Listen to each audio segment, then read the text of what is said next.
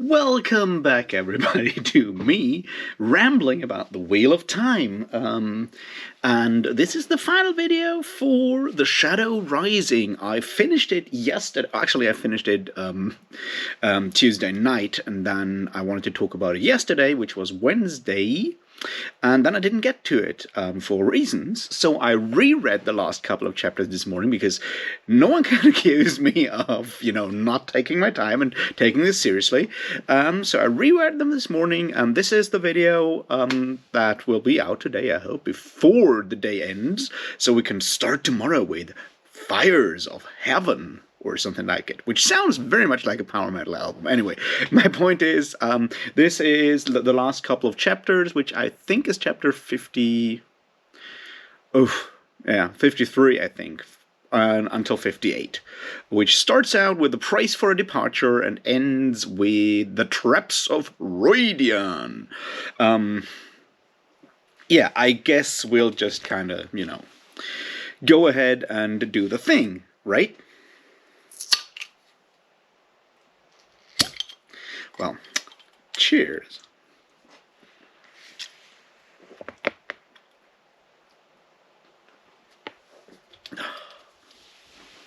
All right. Then let's do this all now. Obviously, we get to look at all three of the major plot lines one final time. That's... two chapters with our good buddy Perrin in the Two Rivers, 2 chapters in Tanchico with the girls, and 2 chapters with whatever his name is, Rand and the gang in, on Arrakis, the Isle Wastes. So that's sort of how it's sorted. Mostly, it's solid. There's stuff that annoys me, of course there is. There always is stuff that annoys me, but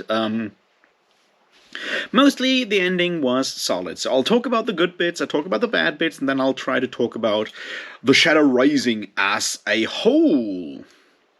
Because, there's some general thoughts on this, I think, that are also important to look at. And I haven't done, or maybe I should actually just go and do, actual reviews, wrap-up kind of things. Let's do that. All right. However, here we go. We start out with Perrin, because that's, I guess, the easiest one, although... maybe the girls one is easier, but that makes me more angry. So we'll start out with Perrin. Perrin, 2 chapters.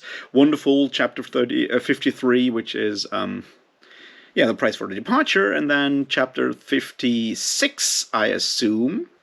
Yeah, 56, which is Golden Eyes.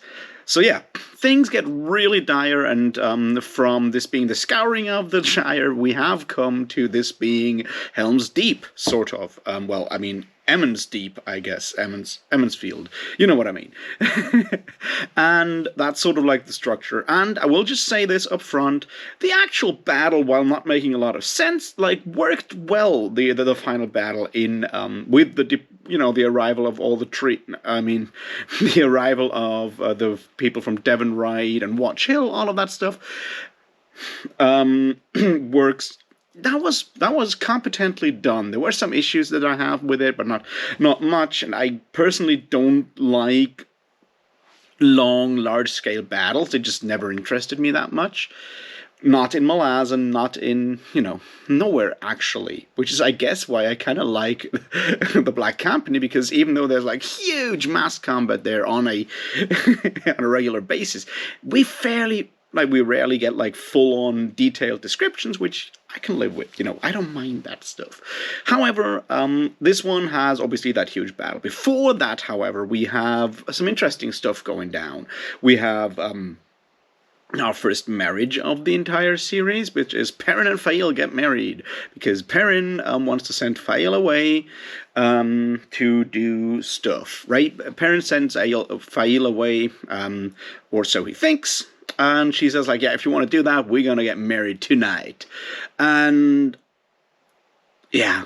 look, it could have been so much worse, so I'm happy with what we got there. It works. It's solid. It's fine. I'm good with it.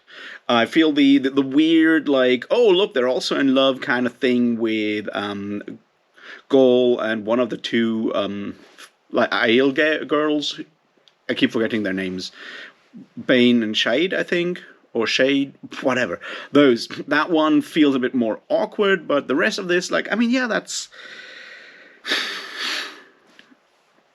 it fits the mood and style of the Wheel of Time. Whether I personally think that, like, people marrying after like half a year maximum, less than half a year, I guess, although as we said before, time doesn't make any sense here, is a smart thing or whatever. That's a different thing to look at. I would say it's ridiculous, but then again, these books so far are very much about love at first sight all the fucking time, like literally all the time. It's like, I don't know, but maybe that's once again all the Taviran thing, and fuck Taviran, by the way. Anyway, so that part is solid. Then we have a bit more of the arguing with the Children of the Light, which is where the problems lie. The Children of the Light, the White Cloaks, still don't make any fucking sense, and there's an interesting thing there, right? If I were a white cloak lawyer, which I'm not, luckily, I would, however, argue that Perrin still needs to be hanged because he did not. So here's the thing, right? We have that situation. At the final battle back there, like the Helm's Clad, like Helm's Deep kind of thing, Perrin wanders over. It's like, and they're like, yeah, we're gonna leave now because fuck you, dog friend. And he's like, you know what? That can't be happening. I need those soldiers. I promise, Dane Bornhold. Yeah, you can actually take me home and string me up for a dark friend if you stay. And that's the problem there. Because Children of the Light just sit the whole thing out and don't actually attack, and then want to take Perrin away. And Perrin's like, no. I said if you help. And I actually reread it to make sure, right? And in that conversation with Dane Bornhold, where he says, yeah, you can take me with you, and so forth, at this point, he does not reiterate that. He's just like, after the thing, if you're still alive and I'm still alive. So, yeah. There was some generic discussion when the White Cloaks joined the Emmons Fielders, and that's about it, where it was like, they will help fighting the Trollocs and shit, yeah. And I'm not sure if that would be enough or hold in court. Just saying. So maybe Perrin is now also something of an oathbreaker. Just saying. In general, like the whole like let the White Cloaks in and then just push them out again felt extremely unnecessary. It's just like a couple of pages more and they don't do anything, right? We kind of know, everyone kind of knows that Bornhold and Bayar believe Perrin to be a murderer. I mean, technically he is a murderer, but also believe him to be a dark friend and a traitor and whatnot. And while Bornhold is getting drunker and drunker and drunker for whatever reason, which, you know, is never actually explained. That's about it, right? It's like, they don't do anything. They just are there for that annoying, like, final scene. You could have avoided the entire thing if you just, like, have not had that bit in there, right? Could just as well have been the other way around. Without the White Cloaks, you have that battle, and then Perrin just wanders over and just kicks him off the two rivers, as he does at the end anyway, and just tells him, yeah, you didn't help us, so fuck you. That would have worked just as well, just taken off, you know, up less pages, I guess. But that's not how it is, so that's what we live with. The way that, like, how Dane Bornhold falls into, like, alcoholism also comes a bit out of the blue. But whatever. We need to talk a bit about, like, Lord Luke and Slayer, who we kind of know are the same person, but look differently depending on where they are. So in the dream world, they look, that dude looks like Slayer, looks like Lan, or someone from the border kingdoms there, Shinar, Malkir, what have you. And in the whatever, like, real world, and in the Two Rivers, Lord Luke looks more Rantian, so to speak. So are they the same person? Are they just using magic to change their appearance? Who the fuck knows? And we won't find out anytime soon, so there's that, right?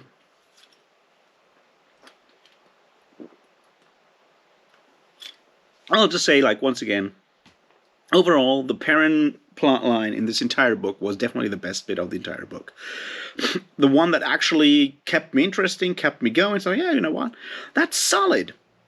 And while there are parts that could have been left out, and parts of his interactions with Fail were like cringy, at least they had that like sort of solid, talk, and had their like, that whole like saving her at the end and all of that stuff. That was competently done, and at this point I settle for competently done, really. So that's that. Let's look at the girls, or the ladies. So the idea is they dress up as servant women, wander into the palace, and get the weird like manacles and collar and stuff out of the palace, and maybe also free the Panarch Amarthea. Solid plan works well, right? If that were like a D&D campaign, I would say, yeah, that's probably what my party would also come up with. There is, of course, the current, like, the continuous thing that men are silly, so you have to like keep them from doing anything because women know better kind of thing going on. But yeah, it's the wheel of time at this point. I don't fucking care, right? So mostly that plotline, the resolution is also solid, and that's good, because there's one thing that I'll come to, and that I'll come to back later again. That is mostly personal taste, but we'll see. And that is, they wander in, they split up. You have a bit of the Aegyanan kind of thing going on, where Nynaeve just really hates her for whatever reason, and no one knows exactly, but you know what? Whatever. Now we split the party. Nynaeve goes to fetch that stuff, and Elaine and Aegyanan go to find the Panarch. And of course, they find her once more, barely dressed, singing bawdy songs, which are apparently about sexual intercourse with an entire ship's crew. Well, I've heard worse, is what I'm going to say. It's just not very good. But there we are, and they do a bit of like light magic fighting, and then just take her out of the place and just leave the one Black Aja lying around. And I don't know why, but I know Aes Sedai can't use the power to kill. But why not just stick a knife in those people? It's like, the fuck's wrong with you? You do all kind of crazy and irresponsible stuff, but you have that woman like basically tied down and everything. So why not just do it yourself? It's not like you've taken that much care of, rules so far. The more interesting bit is, however, where Nynaeve fights Moghedien. Whatever, that one. And yeah.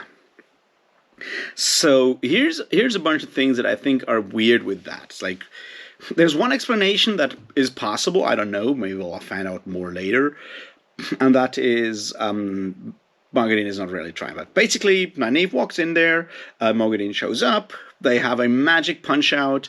Nynaeve wins through trickery, which is fine by me. I can live with that.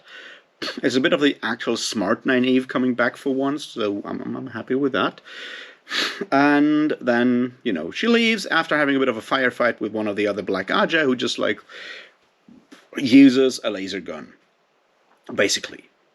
And there's some interesting bits about that. And that is, I've realized magic in the Wheel of Time really sucks.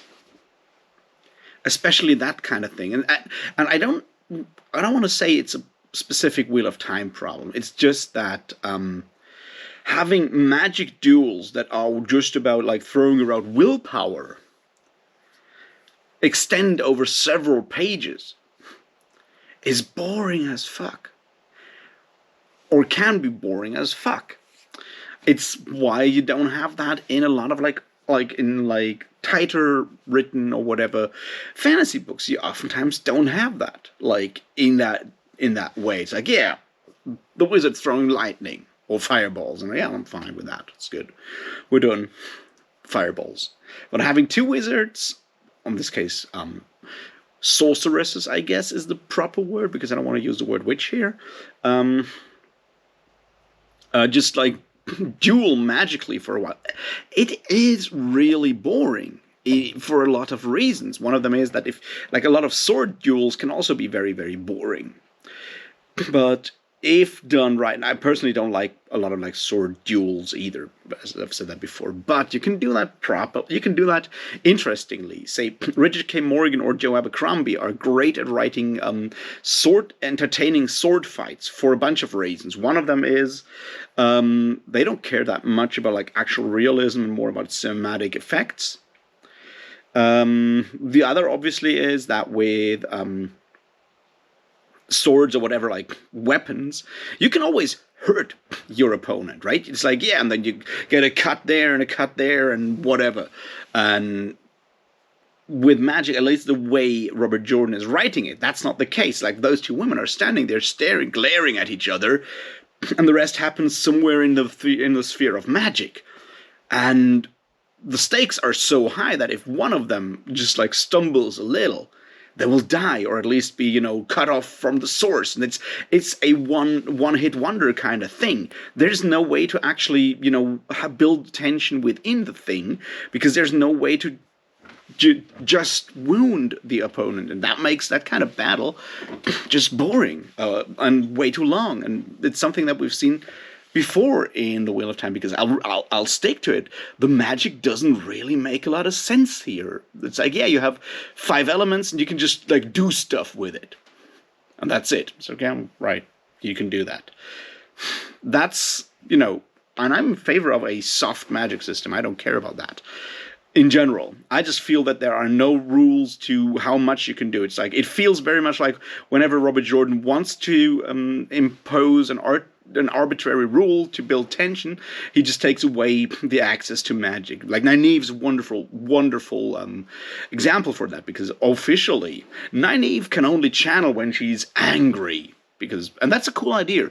But then again, you look at Nynaeve from her point of view. In her point of view character, Nynaeve is pissed off all the time in this book. She's angry all the time. She should be like throwing around fireballs the entire book, because there's no situation in this book where we have her point of view where she is not at least pissed off. Sometimes even more than that.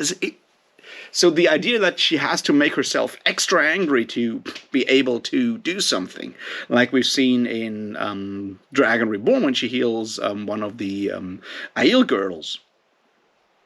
Yeah, that was a fun bit there. But right now in this book, no. She should be able to channel all the time, because she is angry all the time.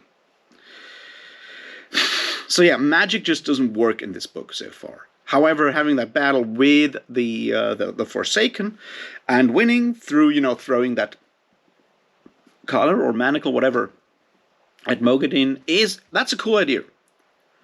I like that idea, because it shows that there's like a way to do more than just like have a sort of wishy-washy description of people punching with magic, basically. Yeah. However, why is she able to do that? There's like one explanation that I hope is the correct one, which is Mogadin lets herself be trapped because she is super tricky and whatnot. Or there is the alternative, Nynaeve is already that super fucking powerful. That would be disappointing, is how I would call it. It would be disappointing. But then again, this is not the series of pleasant surprises for me so far, so I'm willing to entertain the fact that maybe she is just that powerful.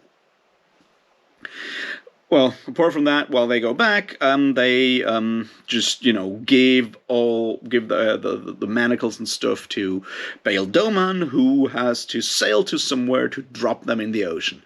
And we already know this will not work, right? His ship will get captured, that stuff will get captured, and someone who we have no idea about right now, I guess the Shan-Chan will take those manacles, and the threat to Rand will persist. Um, yeah, because nothing ever really fully, right? We just know that this will stay. I'm not sure, but I'm like, I could almost bet that Perrin's letter to Fail that he writes before the final battle, where he kind of, explain and apologize for sending her away and dying, and when he feels that he will die, that letter will probably be used at some point for a misunderstanding. Because Robert Jordan is that kind of guy, that kind of author. And I have zero trust in that author. All right. Let's look at the next bit, and that is the Rand Gang. Yeah, well,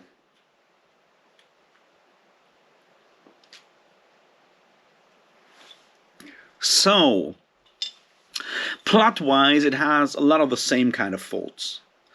The general idea is pretty neat. The Kuladin false dragon, but for Aiel, so false Karakan? Whatever. The Khan of Khans, I guess. Is, yeah, is okay. It's a solid idea, so we have some stuff there. We get like the Rand exposing the past of the Aiel. That stuff is fine. And then we get like an unnecessary magic battle again, because of course we get one. At least this time it's Asmodean and not Ishamael or whatever. So I'll give him that. But we come to the same problem. The magic stuff is just boring as fuck. And Robert Jordan misses one entire big chance, right? So when Rand follows Asmodean through the darkness and the teleport or whatever magic thing, traveling in the magic world towards Roydian, Asmodean is basically standing on a floating metal thing, right? That glitters of metal. It's like, yeah, if you give Asmodean a fucking hoverboard, have the decency to also give him cool sunglasses and not just like his like power metal lace shirt. Come on, it's like missed opportunity. It would have been so much cooler if both of them were like suddenly in, because it's a magic dimension, people can just do whatever the fuck they want. So why not have both of them have cool sunglasses and have like a hoverboard chase scene? It would have been so much better. And after that, well, we get a bit of a punch out. We destroy Roydian, because of course we do. And Rand severs Asmodean from the dark side for now, which just makes him an asshole, just not a well-powered one, high-powered one. And we get some world information that has been there before and kind of will probably all come in handy later on. First of all, we'll learn that there is the possibility to not only still or gentle people, to gentle people. But there's also the opportunity, the possibility of cutting people off the dark side, because the dark side, or the dark one, whatever you want to call it, is sort of like an aquarium filter. He kind of filters sardines so you can still use it without going mad, sort of. And well, all of that stuff kind of works. There's a lot of like world building. Background lore stuff going on there, including the big sangreals, the man and woman with the crystal ball that can shoot lasers or whatever and use all kinds of power that we were introduced to at the Great Hunt when Rand rode past that thing. So of course we can already see that at some point that fucking statue will be all dug up and dragged back to Kyrian, probably. We'll find out where the opposite number for that, the female one, is. I have no idea. I would, however, guess Shan-Chan, or whatever continent the Shan-Chan are at. And at some point, Rand and one other person, and I have no idea who, I'll just guess Elaine or Egwene. That's just a guess right now. We'll use those two things to do something terrible. That's just a guess, right? I have no idea when that will happen. I'm just saying it will happen at some point, because why not? Why put those things in if they're not going to be used? They're basically Chekhov's gun just for magic at this point. We also know that Rand takes a key to both, one of those basically connectors to those things, one male and one female one, with him, and we already can tell that this one will also get stolen, misused, or we have like a long sequence where they'll run after those two keys to avoid I don't know, too random forsaken of Robert Jordan's choice to do the same thing. Just saying, this will be an arc later on. It will probably be a boring one, but it will happen. So, let's look at a few other things. There is the depiction of Couladin and whatever her name is, the woman that supports him, is one thing that I think is important to look at. And I have questions there. So we can assume, even though it's not explicitly said in here, but probably said later on, I guess, that Asmodean, being the bard and so forth, when he hung out with Couladin and the Shido, whatever, used magic to give Couladin the dragons. My question that I still need to get answered, and I don't think we'll get it answered now, maybe in the future, is whether Couladin knows that he's being used, being used by someone else, or even suspects by whom he is being used, and is thus basically a dark friend, or if he just sincerely actually believes himself to be the Karakan who wants to go out and do those things. Because we kind of know he's a bit of a dumbass already in the beginning, and he's jealous of Rand and all these other things, and because of course we know, I mean, right, this is the Wheel of Time, no subtlety in any character whatsoever, which is why the woman supporting him has a greedy mouth. Now, apart from this being, I mean, this is what's a greedy mouth? Not in like the porn sense is what I'm trying to say here. What's a greedy mouth supposed to be? And a calculating stare, right? You can tell, right? This is once again, this is Robert Jordan. Like all the good people look good and dress good, and all the bad people are evil, and you can tell from their looks. So yeah, of course, though that one woman is the only one who exposes part of her cleavage. I think that's the first time in the entire 4 books that I've read so far that Robert Jordan deigns to use the word cleavage. So there's opportunities for actual, grown-up sexuality happening at some point in the future if we have come beyond the chest and have discovered the word cleavage. But yeah, so she's the one that shows cleavage and has a greedy mouth and a calculating stare and all these other aspects. You can tell she's bad. And this is obviously once again a stereotype. This idea that that women try to use their sexuality to get stuff. It sort of continues with in that series with Berelain and technically probably also Lanfear, and I think I find this problematic because it's like, yeah, that happens. I'm fine with it actually. You know what? Use whatever you have with consent and all that. But it is always kind of implied that doing so is morally wrong. And that's the problem that I have with this. Because this is not a world with morals. No one in this world decides what is good or bad. Because, there's no religion. There's very little philosophy we've seen so far. We kind of just assume that there's evil and there's good and people know what's what. That's sort of what we assume so far. And it is always implied in the narrative, the way those people are, those women, and it's only women, are portrayed, that that is morally wrong in some way. And that's something that I personally find shitty. Just saying. I just don't like that aspect. It's not a good look, to put it mildly. I mean, obviously, we also kind of know that The entire caravan of peddlers are evil. Yes, the overweight one on whose bulk we have always, kind of had, explained how it was mentioned way too often how fat Kylie, well, Lanfear actually was. She's a Forsaken. The Bard, the Gleeman, Natan, whatever, is another Forsaken. And then there's a thief, and the rest are dark friends. So our good buddy, I've forgotten his name already because who cares at this point, right?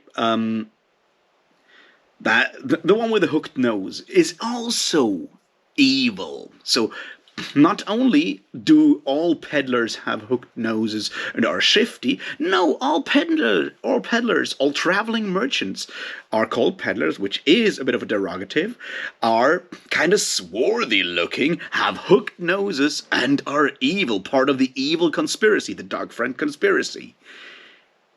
Yeah, once again, I mean, fucking anti-Semitism, just saying. The idea that,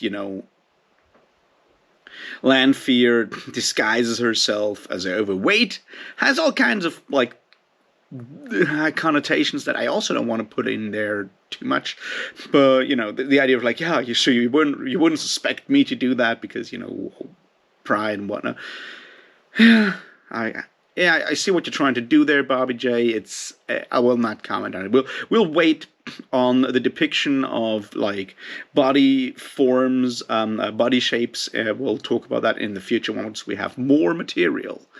I guess.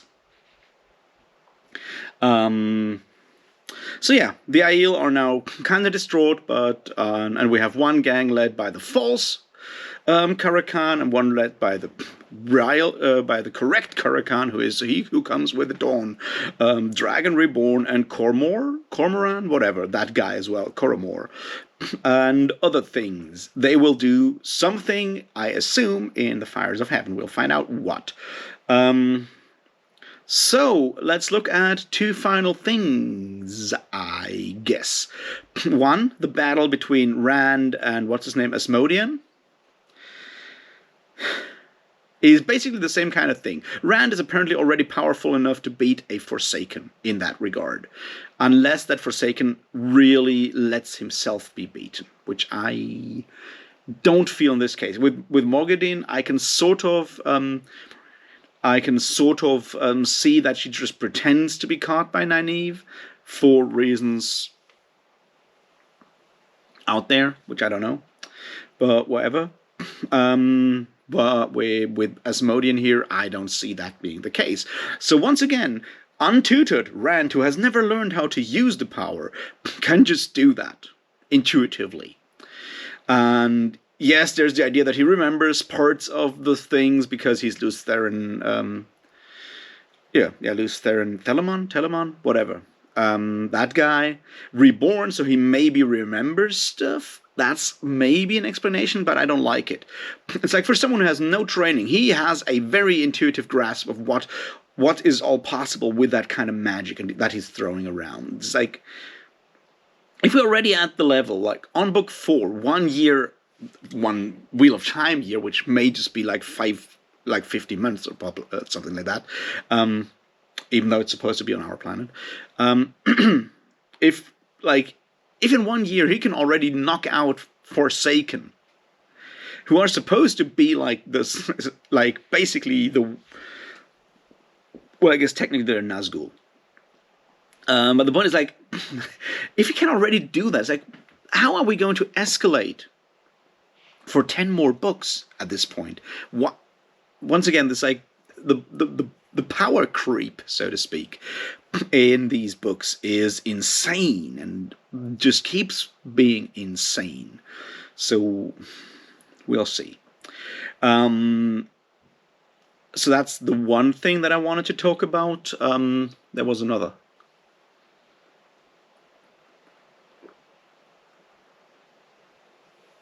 Right. Final thoughts and stuff, right? So this is by far the best one in the series, because splitting up the party has helped a lot. There's issues. Matt kind of sucks, and the reason why Matt sucks, and I've thought about this today, is Matt has no goals in this book, right? None whatsoever. He just like tags along and gets loaded up with like magic background and stuff and knowledge and shit, but that's about it. Like, Rand has a goal. He has to become the Messiah. He's going to be the savior of everyone. That's quite a big goal, but it's something. He knows what he's doing. We don't know because we don't get to actually look into his thoughts that much, but Rand has a goal. Perrin finds a goal. He has to defend the Two Rivers, become the Lord Perrin of the Two Rivers and shit. That's also a goal. He has some goal. Nynaeve and Elaine have a goal, that is, find the Black Aja, which is... I don't like that plotline that much, but that's like not so much because of the goals, but it's because of something else. Egwene gets kind of sidelined once she arrives with the Aiel, and is a bit of a boring character here, really. She doesn't do anything wrong, she just, like, we don't get much of her, basically. But she still has, like, a goal, which is, like, she's in, like, a training montage right now. She gets to, get buffed up, basically. But Matt just hangs around and has no goal whatsoever. And that's a problem. Which makes his bits, like, just like, I don't care. You can just leave all of that. I mean, I assume we need it later on, but right now you can just leave it. So, I don't know. The other bit is that this book is supposed to kind of show how Rand is emancipating himself from, Moraine and the White Tower, and how Egwene is kind of moving more and more into the idea of being an actual Aes Sedai, and that is kind of building up this rift between the two.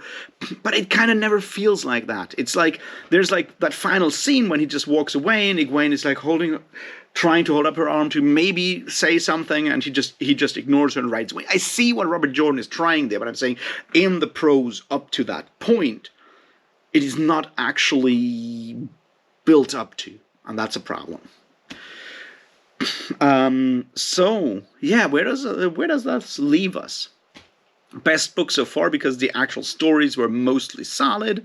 Way too much stuff in there that could have been cut.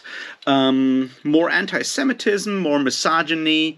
General like xenophobia and like the way cultures are described, which is horrible. But that's just how it is at this point. We will see where it will all continue with the Fires of Heaven. I'll have a look at that one tomorrow, I think. Yeah, if you have read The Shadow Rising, let me know what you think, all in all. Yeah, have a great Thursday, I guess. See you around. Cheers.